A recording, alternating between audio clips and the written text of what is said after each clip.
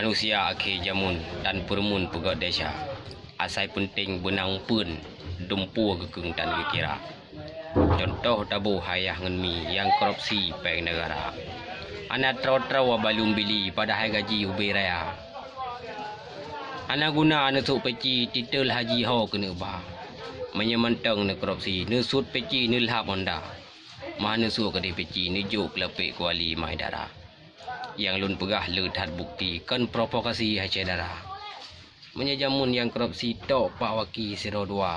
Ikon cik mandum ya lun taki nyata gaji le cik tema. Tapi jino penyakit korupsi hayah ngenmi merajalela. Tu apa gesik kam lai. Tapi hami na wana. Kampungnya wana sama kampung lun cik. Gagak tak apa gesik. Maka bacut ulun pesan dengan rejang hacia darah.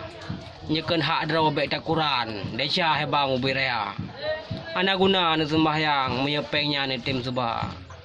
Ate mati tinggal kiban dan kuburan ego siksa.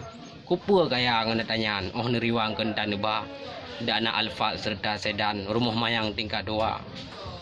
Ate mati dalam kuburan wali hebang yang kuasa. Inang lagak dan rupawan kagop Quran malam jula. Kasu lagak peratah mayang wateyuhnyan 2.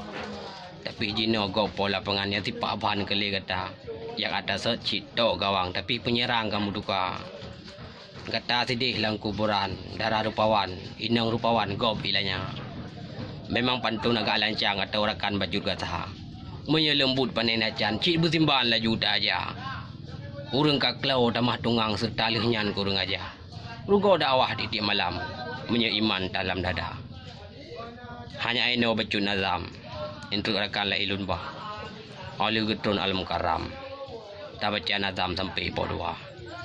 Okeylah pemirsa, hanya sekian, mohon maaf atas segala kekurangan. Marilah kita bergabung bersama kami di Pamurah Pantun Mutiara FM Bernun. Ini hanyalah secara global yang lu tuan baca. Nanti akan kita baca secara rincian. Okeylah, hadanallahu wa iyyakum ajmain. Assalamualaikum warahmatullahi wabarakatuh.